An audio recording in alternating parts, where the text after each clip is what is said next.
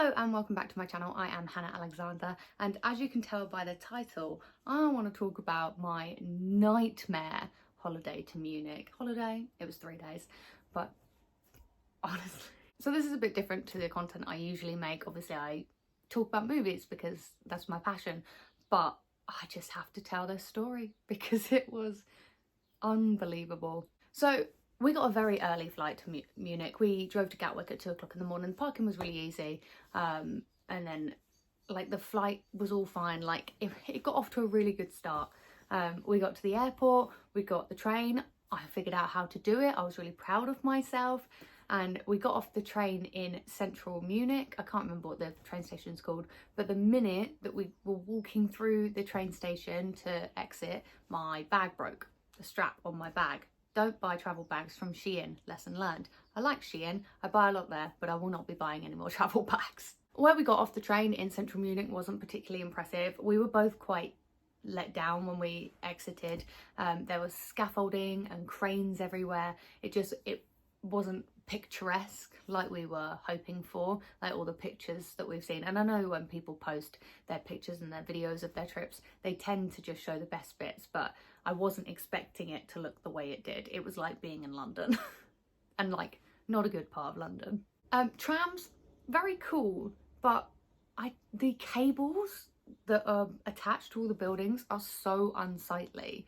Are they good for the environment? Because if they are, I can forgive the cables, but if they're not any better for the environment, they're so ugly. We landed at 9 o'clock in the morning and we were in the city by 10 o'clock and we couldn't check in to our hotel until 3 p.m. So we both had these very heavy bags that we were lugging about the city, trying to figure out what we were going to do on this first day because we didn't have any plans. We planned to go to the Old Town on the second day, and then we planned to go to the Bayern Munich Museum on the third day. But the first day we just wanted to like wander and find some things. And that was hard to do when we were carrying such heavy bags. I didn't realise how late our check-in was. And also we didn't really find anything particularly like nice or enjoyable. Like we ended up going to a bar. I had a beer. I don't drink beer. And I drank a whole beer. It wasn't a proper beer, it was mixed with Coca-Cola. Because I googled what should you drink if you don't like beer and want to drink beer in Germany, and that's what was recommended.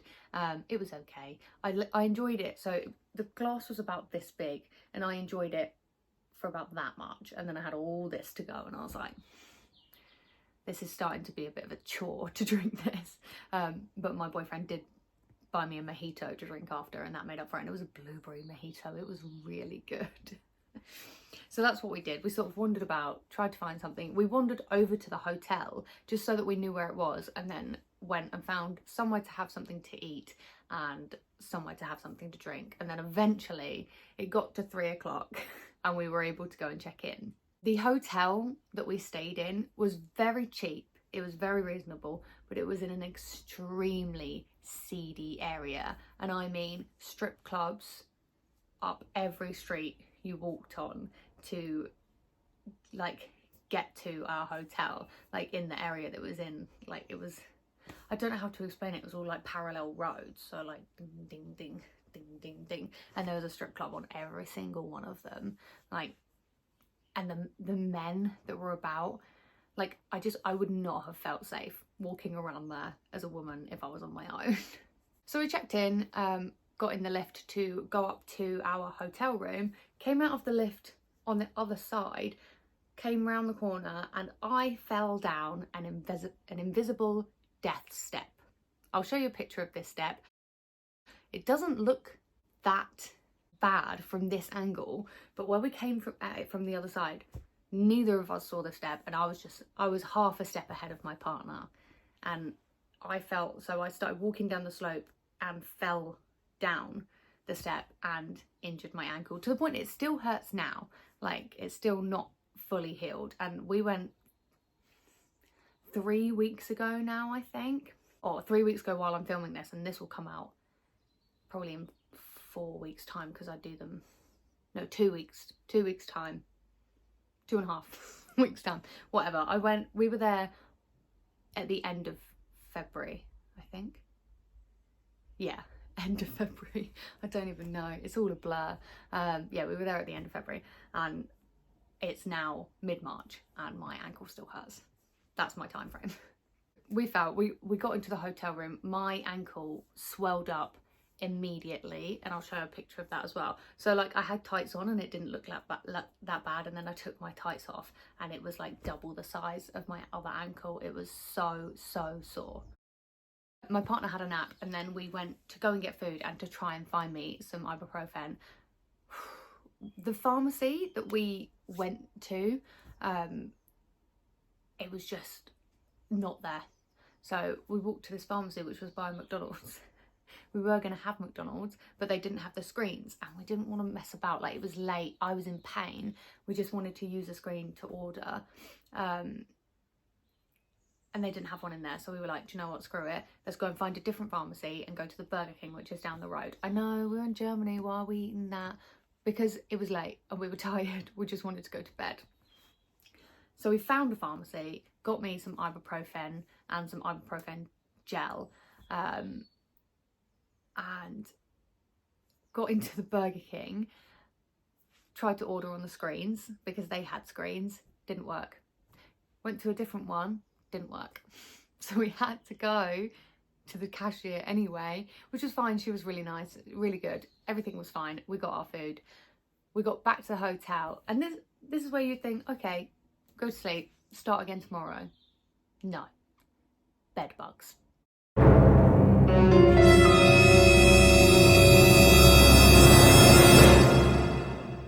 It was 11 o'clock at night.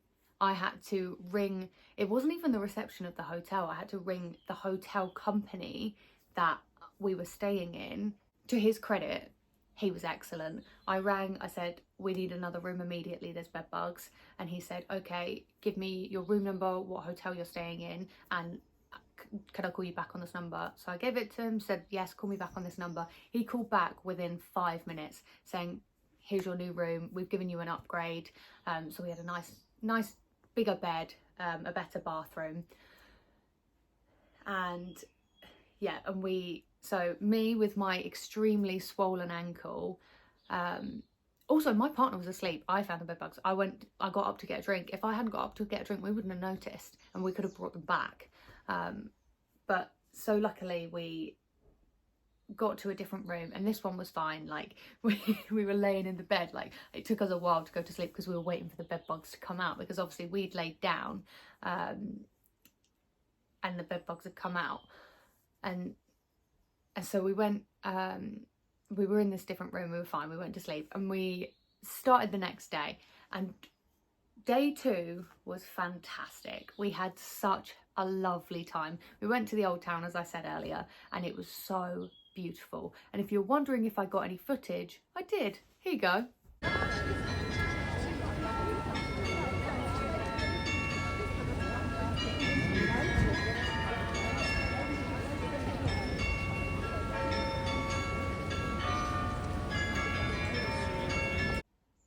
That was the only footage I took.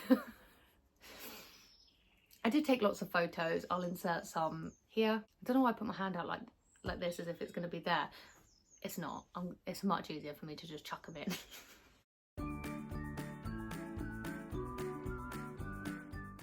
I did get some delicious Dutch cheese. And yes, we were in Germany, but they don't sell this Dutch cheese in England. They stopped doing that during COVID. So it's okay that I bought Dutch cheese in Germany because I can't get it in the UK. And also, I know, coconut cheese, what are you thinking, Hannah? It was delicious. I've got this much left, and it is possibly the best cheese I've ever eaten. It was amazing. That evening we had dinner in this beautiful restaurant that I don't know if it's in, so the video I showed you earlier, it's in the bottom floor of that, and I think it was an old town hall or a cathedral. Not entirely sure which, but it was gorgeous, and the food was incredible. It was so busy. It's the biggest restaurant I've ever been in. Like, it just was never ending. We got a table like in a corner right at the back, which sounds bad. We loved it. It was like quite private. There was just a couple of tables near us, and our waiter was amazing. Like, considering how busy this restaurant was and how enormous it was, we got our food and drinks so quickly. Like, we were probably in and out in just under an hour, I would imagine. And you might say, oh, they wanted you out because it was busy. That was fine with us. Like, we were happy to get our food, get our drinks. We paid like fairly quickly as well because we wanted to like get back out again. But it was lovely, really good food. I can't remember the name. I think it was called Ratskellen or something along those lines. I'll have a look and I'll put it in. But top tier, like really nice restaurant. So that was day 2 and that was amazing. And then we get to day 3. So we had to check out in the morning, of course. So we had our very heavy bags again with my broken strap. So it was very difficult. And we went to the Allianz Arena for the museum tour, which we'd booked. This was like, the museum was good. Getting to the museum, absolute nightmare. So we got the very easy public transport again. This was the tube, but it goes overground to get to the museum. That was fine, really easy. It's quite a walk. So if you're thinking, oh, we go to the Allianz Museum, we'll just get the train there, please be aware it's about a 15-minute walk from the station to the gates. The gates, nightmare. There's no signage to tell you where you need to go to get to the museum. It's almost impossible to talk to somebody. We ended up like buzzing the staff gate just to get someone to help us. And basically, the only gate that was open was the one right down the end. And they were like, oh, you need to look for the flashing signs. It's turned slightly, so you can only see it if you start walking towards it. So we just started walking along the gates and then eventually saw the one right at the end that was open. Why not do the one that you see when you come in? So it's nice and easy, you go through and then you just walk to the museum. Walk into the museum, a nightmare. We started going up the wrong place towards the restaurant, which wasn't open. We started walking in and a man came over who spoke excellent English and told us exactly where we needed to go. He was amazing, but just put some signage in. Tell people where they need to go when the arena's not open for a football game. People are going to the museum. Like, the museum was quite busy when we were there, and it was interesting. Like, the museum was good, but I was really annoyed by the lack of signage. There was a point where both of us thought, should we just leave? So sort that out, Allianz, because that was so frustrating. But the museum was really interesting. Like, it had all the history of the football club, like especially like the early history. That was so interesting to see, like how the club was founded and stuff. And everything's in German and English, so it was really good that we were able to like read everything about the club.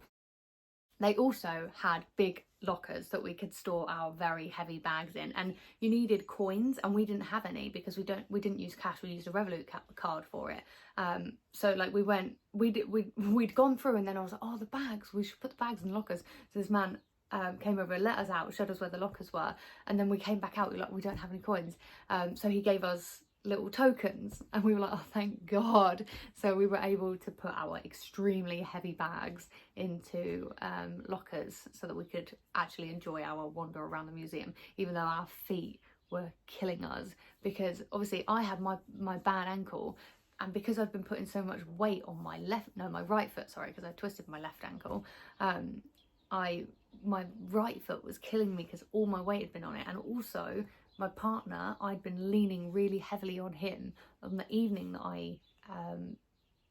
I twisted it, I rolled it. So his feet were killing him, especially his left foot. Yeah, his left foot, because he'd been taking all my weight on my left side. So we were just really in pain. So when we finished the museum tour, we were like, should we just go to the airport, have some food, and like just go through security and just wait for the airplane, because at this point we were just exhausted. So that's what we did. We went to the airport, went to McDonald's, which was really nice. They had charging points, so we were able to charge up all our devices. I tried a McRib. I didn't realise they had that in Germany, but that was good. Like, we were able, I was able to try that, and it was really nice. And then we went into the airport. Can't go through security until you have your flight number. Our flight was in 2 hours. So we were just like now what do? Do we just sit here, waste all of our charge that we've just charged up our devices? No, we went back to McDonald's and sat down. My partner got himself a coffee. We went back to the charging ports and sat there until we got our gate number. We finally got our gate number, went through security, and so they have security on all of the gates. So we were gate C, and so like it's C and then a number. So each gate has a security. We got through security and I could see our gate. I was like, fantastic, there it is. We can just go sit down and wait for them to let us through. We had to walk miles in the other direction to get through British passport control, which, well, it's not British, is it? It's non-EU passport control, because we're not EU anymore. And like, we were just in bits, just trudging to get through this passport control. Like, it just felt like the longest walk of our lives to get through this passport control and then get all the way back to our gate, which we eventually got to. It was still saying an Aer Lingus flight, and so we were like, and the thing is, so the gate had come up on my phone, but it had not come up on the screens yet. So it just said C and it didn't have a number, but on my phone it said which gate we were at. So we were sat here. It never changed to EasyJet. We kept seeing people walk in, even though the Aer Lingus flight had gone. It had gone black, hadn't changed to EasyJet, didn't say our flight number. And it was down like a corridor, and we kept seeing people go in there, and we were like, should we go down there? Like, what if they just turn us away? And eventually, about 10 minutes before our gate is due to open, we walk down there, and it's a corridor with loads of seats, and then the thing at the end where like it tells you where to line up. So we went and we sat down, and then eventually they called to board. I don't know if that screen ever changed to EasyJet, because we'd eventually just gone down that corridor. So they called us to line up. We were like, oh, we'll just wait, because we knew we were at the back of the plane. We knew that our bags fit under the seats, so we were like, just wait. So we waited until like literally we were almost the very last people to get on the flight.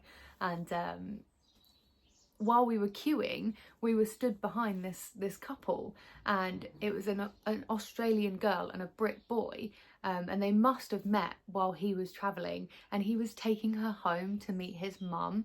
And honestly, it was like this, I don't know why, because like they're just strangers, but it was like this little bright spot on this really like kind of awful travel day that we had. And it was just really nice to hear them chatting, and she was really excited to go home and meet his mum. So that was my little bit of brightness at the end there, because I was just so ready to go home. I hope you enjoyed this video of me talking about my absolute nightmare trip. Let me know if you've ever had any experiences like this. Like this video if you enjoyed it, and subscribe for more, probably not so much content like this, but it'll definitely go back to talking about movies. And I will see you in the next video.